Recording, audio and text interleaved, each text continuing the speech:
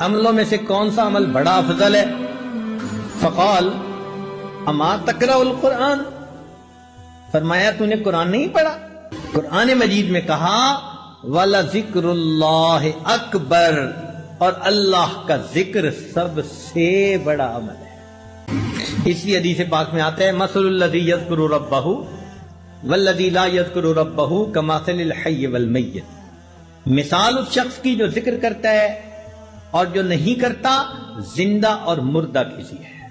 ہم اللہ تعالیٰ کا ذکر کثرت کے ساتھ کریں، اتنا کریں کہ دل جاری ہو جائے، دل زندہ ہو جائے، ایک لمحہ بھی ہم اللہ کی یاد سے غافل نہ ہو۔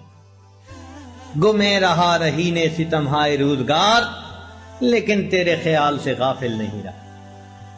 دنیا کے کاموں میں ہم لگے ہوئے ہوں، کھیتی باڑی میں، تجارت میں، زراعت میں، مگر ہمارے دل اللہ کی یاد میں لگے ہوئے، ایسا دل بن جائے، ایک لمحہ بھی ہم اللہ کو نہ بھولیں۔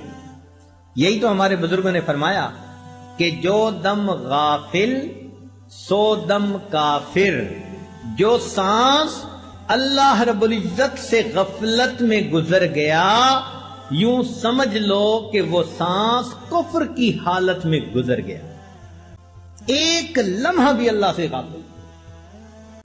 ایسی کیفیت ہو ہماری، لیٹے بیٹھے چلتے پھرتے ہر وقت اللہ کی یاد دل میں، یاد میں تیری سب کو بھلا دوں کوئی نہ مجھ کو یاد رہے، تجھ پر سب گھر بار لٹا دوں خانہ دل آباد رہے، سب خوشیوں کو آگ لگا دوں غم سے تیرے دل شاد رہے، سب کو نظر سے اپنی گرا دوں تجھ سے فقط فریاد رہے، اب تو رہے بس تا دم آخر ورد زباں اے میرے الہ، لا الہ الا اللہ لا الہ الا اللہ۔ ایسا ذکر جب زندگی میں کثرت سے ذکر کریں گے، پھر آخری لمحے میں کلمہ ہماری زبان پر آسانی سے جاری ہو جائے۔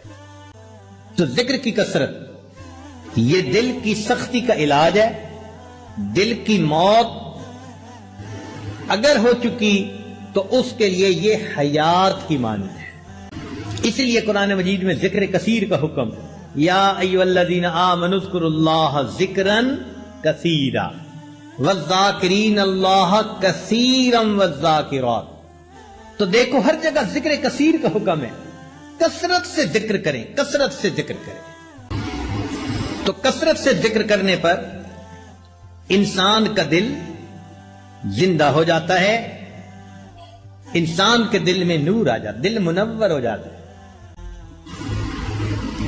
حضرت خواجہ مجذوب رحمۃ اللہ علیہ کلیکٹر تھے اپنے زمانے میں، ایک بڑی پوسٹ تھی، ریٹائرمنٹ ہو گئی۔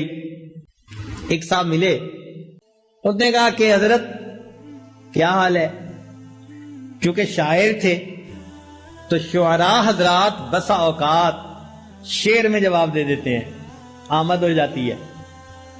تو حضرت نے شعر میں جواب فرمایا، سننے والے ہیں، فرمایا پنشن ہو گئی ہے کیا بات ہے اپنی، پنشن ہو گئی ہے کیا بات ہے اپنی، اب دن بھی ہے اپنا اور رات ہے اپنی، پنشن ہو گئی ہے کیا بات ہے اپنی، اب دن بھی ہے اپنا اور رات ہے اپنی، اب اور ہی کچھ ہے میرے دن رات کا عالم، ہر وقت ہی رہتا ہے ملاقات کا عالم۔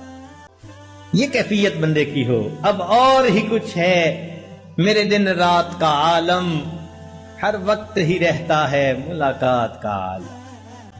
اتنا ذکر کرے کہ اللہ رب العزت دل میں آ جائے، اللہ دل میں سما جائے، بلکہ سچ کہوں کہ اللہ دل میں چھا جائے۔ ایسی اللہ رب العزت کی محبت۔ ایک بزرگ تھے، ان سے کسی نے پوچھا کہ حضرت کیا حال ہے؟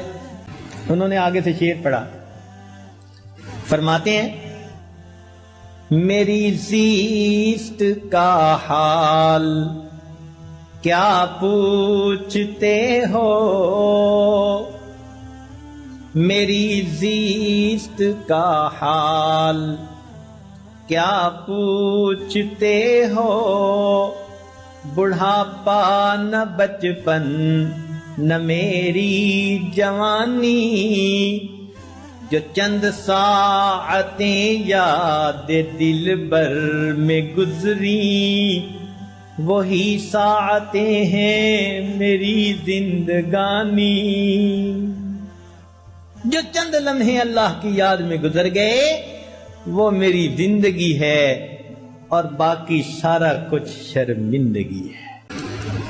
تو دل کو زندہ کرنے کے اسباب میں سے پہلا سبب ذکر کی کثرت۔ ہمارے مشائخ یہی سبق دیتے ہیں، سب سے پہلے فرماتے ہیں کہ 2 حصوں میں کرو، ایک تو چلتے پھرتے لیٹے بیٹھے اللہ کی طرف دھیان رکھو، اس کو وقوف قلبی کہہ دیتے ہیں، اور ایک فرماتے ہیں کہ صبح اور شام 15 منٹ آدھا گھنٹہ ساری دنیا سے ہٹ کٹ جاؤ اور اللہ تعالیٰ کی یاد میں ڈوب جاؤ، ساری دنیا سے ہٹ کٹ جاؤ اور اللہ تعالیٰ کی یاد میں ڈوب جاؤ۔ جب انسان یوں مراقبہ کرتے ہیں نا صبح و شام، تو دل کی کیفیات دوبارہ تازہ ہو جاتی ہیں۔ آج کل کے دور میں اس کو سمجھنا بہت آسان ہے۔ دیکھیں آج کل تو چھوٹے بڑے بہت لوگوں کے پاس سیل فون ہوتا ہے، موبائل فون، اس کی بیٹری ہوتی ہے۔